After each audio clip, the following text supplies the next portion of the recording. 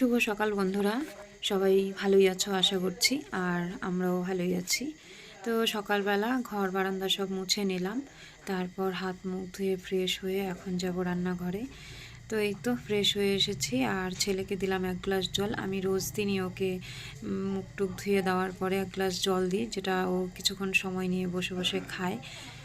এটা একদম ছোটোবেলা থেকে অভ্যেস করেছি ওকে, কারণ বাসি পেটে জল খাওয়াটা ভালো, আর সেটা ছোটোবেলা থেকে অভ্যেস না করলে সেটা বড় হয়ে পড়ে আর হতে চায় না, ভীষণই কষ্ট হয়, যেরকমটা আমার হতো। আমি একদমই জল খেতে পারতাম না বাসি পেটে, তো এখন আস্তে আস্তে অভ্যাস হয়ে গেছে। যাই হোক, তো এখন এই যে চা মুড়ি নিয়ে বসেছি রোজকার মতো। তারপর চা খেয়ে এক মুহূর্ত দেরি না করে চলে এসেছি মশারিটা ধোয়ার জন্য। 2 দিন পর যাব শিলিগুড়িতে, তো একটু একটু করে ধোয়া কাচা করে সব গুছিয়ে রেখে যেতে হবে, না হলে তো আসার পর আবার সব এমনি থাকে পড়ে। তো ভাবলাম ধুয়ে গুছিয়ে রেখে গেলে আসার পর অতটা কষ্ট হয় না। তো এখন এই যে দুপুরের রান্না, আজকে আর সকালে রান্না করিনি, বাসি ভাত ছিল সেটাই খেয়েছি সবাই। আর সমুদ্র ঠাম্মি দাদু যাবে আজকে একটু ধূপগুড়িতে, দরকার আছে। তো আমি দুপুরে রান্নার জোগাড় করে নিয়েছি, ভাত হয়ে গেছে। রান্না করব আজকে ডাল আর ধুন্দুল ভাজা আর হচ্ছে ভেন্ডি আলু ভাজা। তো এখানে দেখো তুলো রোদে দিয়েছে সমুদ্র ছোটো ঠাম্মি, আর এই কড়া রোদের মধ্যে ছাগলের কি সুখ। এত রোদ উঠেছে, কিন্তু এর গায়ে রোদ লাগছে কিনা জানি না, তুলোর মধ্যে শুয়ে আছে। যদি দেখতো তাহলে ওর পিঠ ফাটাতো আজকে। তো ফুলটা দেখো কি সুন্দর, আজকে আবার ফুল বেশি একটা ফোটেনি, এই একটা ফুলই ফুটেছে এই কালারের আর কি। তো রান্না বসিয়ে দিয়ে আবার এই যে ছেলের পেছন পেছন ঘুরছি, এত কড়া রোদের মধ্যে সাইকেল নিয়ে ঘুরে বেড়াচ্ছে। তো ওকে একটু চোখে চোখে না রাখলেও হয় না। আমার মতো আমি রান্নাঘরে রান্না করব আর ছেলে এদিক সেদিক ঘুরে বেড়াবে। যেহেতু রাস্তা দিয়ে অনেক সাইকেল গাড়ি চলে, ভয় লাগে, তো সেজন্য একটু পর পর আবার ওরও খোঁজ করি। যেহেতু 2 দিন পরে বাড়িতে যাব, তো একটু ছাতু নিয়ে নিলাম, ছাতুওয়ালা এসেছিল। এই ছাতুটা মানে চোখের সামনে ছোলা একদম ভাঙিয়ে দেয় মেশিনে। তো 2 কিলো রেখে দিলাম, 1 কিলো বাড়ির জন্য আর 1 কিলো আমি বাবার জন্য নিয়ে যাব। ছাতুটা খুবই ভালো।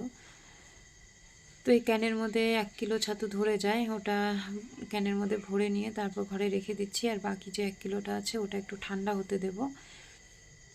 ঘরে রেখে এলাম, আগে রান্নাটা করি। তো এত রোদ উঠেছে, জামা কাপড়গুলো সব শুকিয়ে গেছে, ভাবলাম একটু সাইড করে রেখে দিই, কারণ এই কড়া রোদের মধ্যে জামা কাপড়ের তো রং জ্বলে যায়। যদিও উঠোনের থেকে রোদ এখন একটু কমেই গেছে। চলে এলাম আবার রান্নার কাছে।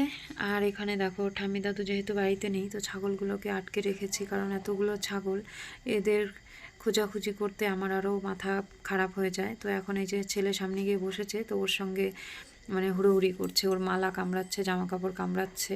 তো এর আবার তেজ দেখো।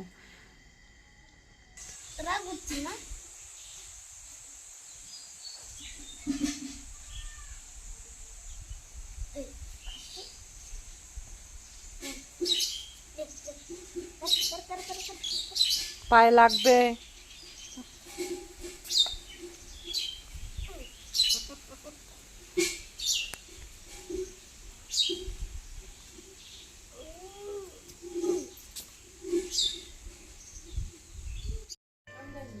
ছাগলের মুখে টুকে হাত দিয়েছে, সেজন্য এই যে হাতটা একটু ধুতে বললাম, তো কল চেপে দিলাম।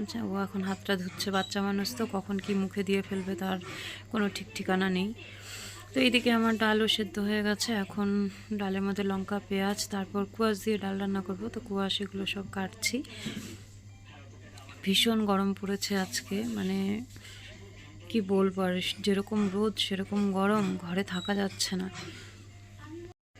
উনুন পাড়ে বসে রান্না করতে ভীষণই কষ্ট হচ্ছে। তো যাই হোক, তারপর রান্না তো করতে হবে। ভাত হলো, ডালও হয়ে গেল, এখন শুধু ভেন্ডি আলু ভাজা আর ধুন্দুল ভাজাটা হলেই হয়ে যায়। ভেবেছিলাম 2 রকমের ভাজা করব না, যে কোনো একটাই করব, কিন্তু আমার ছেলে আবার এটা সেটা খেতে চায় না।